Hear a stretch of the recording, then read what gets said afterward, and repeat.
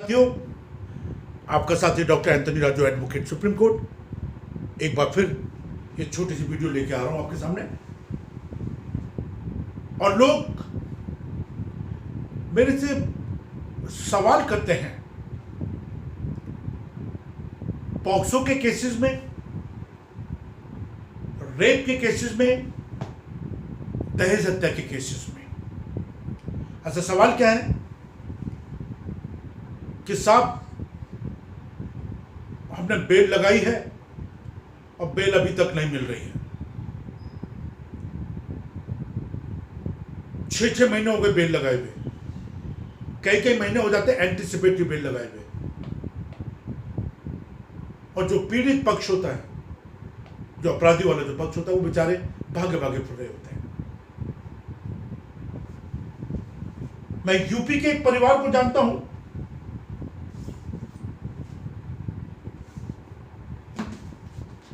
जिसके ऊपर पॉक्सो का मामला दर्ज है। अब पॉक्सो कैसे हो सकता है? अब देखिए, वो लड़की ने बोला कि जब ये दोनों भाई थे, मैं ट्यूशन पढ़ के आ रही थी और ये दोनों भाइयों ने मेरा मुंह दबाया और छत पे ले गए और मेरे साथ गलत काम करा। ये एक पूरी थियरी है। जब हमारी टीम उस लोकेशन पे पहुंची तो हमें पता लगा कि उस छत पे चढ़ने का रास्ता ही नहीं है। पूरा केस कोलैप्स हो गया। उसके बाद उस लड़की ने बताया कि मुझे दोनों भाइयों ने कुछ मेडिसिन खिला के और मुझे यहां से दिल्ली ले गए और 7 दिन तक दिल्ली में रखा। और यकीन मानो साथियों, जब हमने उस लड़की का क्रॉस करा, 15-16 साल की लड़की है, हमने उससे पूछा कि भाई आप ये बताओ वो कौन सी गाड़ी थी, आप दिल्ली में कहां थी, किस जगह थी? ठीक है, आपकी मेडिकल रिपोर्ट में तो ऐसा कुछ आया नहीं है और ये छत पर रेप हो नहीं सकता क्योंकि जाने की जगह नहीं है, तो रेप होगा कैसे? और उसका छोटा भाई 3 साल से जेल में बंद है। एक ऐसा लाचार मजबूर परिवार जिसका पूरा परिवार उजड़ गया हो ये छोटे मामले की वजह से। उसका भाई, बड़ा वाला भाई 3 साल से भागा भागा फिर रहा है। और उसका केस मैं आपको बताऊं, क्योंकि उसका केस सेशन कोर्ट में भी रिजेक्ट हुआ, हाई कोर्ट में भी रिजेक्ट हुआ। हाई कोर्ट में मैं क्या बोलूं वकीलों के बारे में, बट कई बार मैं आपको बताऊं साथियों, आपकी कई बार बेल रिजेक्ट होती है। चाहे हम सेशन कोर्ट की बात करें, हाई कोर्ट की बात करें, बट कई बार क्या होता है, हम जजेस को अपनी बात को ढंग से रख नहीं पाते हैं या जजेस को हम अपनी बात को ढंग से बता नहीं पाते हैं। अब इंपॉर्टेंट चीज ये होती है इसमें साथियों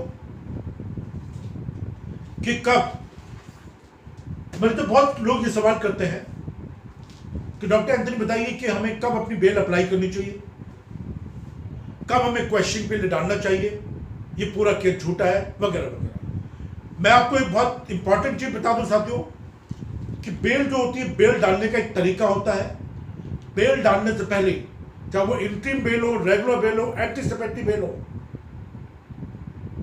या क्वेश्चन हो, इसके लिए तैयारी करनी पड़ती है। जैसे हम एग्जाम के लिए तैयारी करते हैं, ऐसे हमें केस को जब हम रिप्रेजेंट करते हैं जजेस के सामने, हाई कोर्ट या सुप्रीम कोर्ट या सेशन कोर्ट, उसमें एक तैयारी होती है, उसमें मेहनत लगती है, उसमें एक एक चीज को कंसीडर किया जाता है, उसमें एक एक चीज की चेन बनाई जाती है। जो हमारे कई अधिवक्ता भाई बहन इस पे काम नहीं करते हैं और इस वजह से, ये मैं गारंटी और जिम्मेदारी के साथ बोल रहा हूं कि कई बार हम लोग अपने केस को ढंग से रिप्रेजेंट नहीं कर पाते वकीलों के थ्रू। अब मैं ये तो नहीं कहूंगा कि टच पूंजी वकील या उठाई गिरे वकील, मैं ऐसे तो नहीं वर्ड यूज करूंगा, बट बेल एक बहुत इंपॉर्टेंट प्रोसेस होता है और खास तौर से ये प्रोसेस बहुत इंपॉर्टेंट तब बन जाता है कि जब पॉक्सो जैसे गंभीर मामले हो, दहेज हत्या जैसे गंभीर मामले हो, 498A जैसे गंभीर मामले हो, रेप जैसे गंभीर मामले हो, मर्डर जैसे गंभीर मामले हो, या ड्रग्स के मामले हो, या गैंगस्टर एक्ट के मामले हो, या यूपीए के मामले हो, तब केस की स्टडी करना, केस को समझना, क्लाइंट को समझना, चार्जशीट को समझना, 164 के बयान को समझना, यह अपने आप में बहुत इंपॉर्टेंट होता है, बहुत महत्वपूर्ण होता है। और इन चीजों के लिए मैंने जैसे कहा कि बेल एक अपने आप में बहुत बड़ा चैप्टर है, एक अपने आप में बहुत बड़ा प्रोसेस है। बट कई बार हमारे भाई बहन, मैं उनकी आर्थिक हालत समझ सकता हूं, उनकी आर्थिक हालत इतनी मजबूत नहीं हो सकती कि वो किसी बड़े वकील को हायर करें, और जो वकील सरकार देती है आपको सहायता के लिए, उनके बारे में तो खैर मैं क्या बोलूं, क्योंकि फ्री के वकील होते हैं, आपकी बात को सुने तो ठीक है, नहीं सुने तो ठीक है, क्या फर्क पड़ता है। लेकिन वो लोग जो इन गंभीर मामलों में फंसे होते हैं, पॉक्सो के मामले में, बलात्कार के मामले में,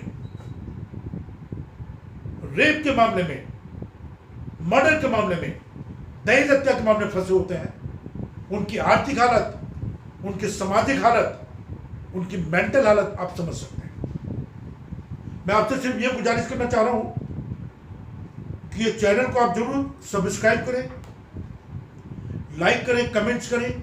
आप डायरेक्ट बात कर सकते हैं मेरे से, मेरी टीम से 9873005424, इस पे कॉल करिए, SMS कीजिए, व्हाट्सएप कीजिए। अब बार बार कह रहा हूं मैं कि बाबा साहब अम्बेडकर साहब ने भी कहा था कि अत्याचार और अन्याय ये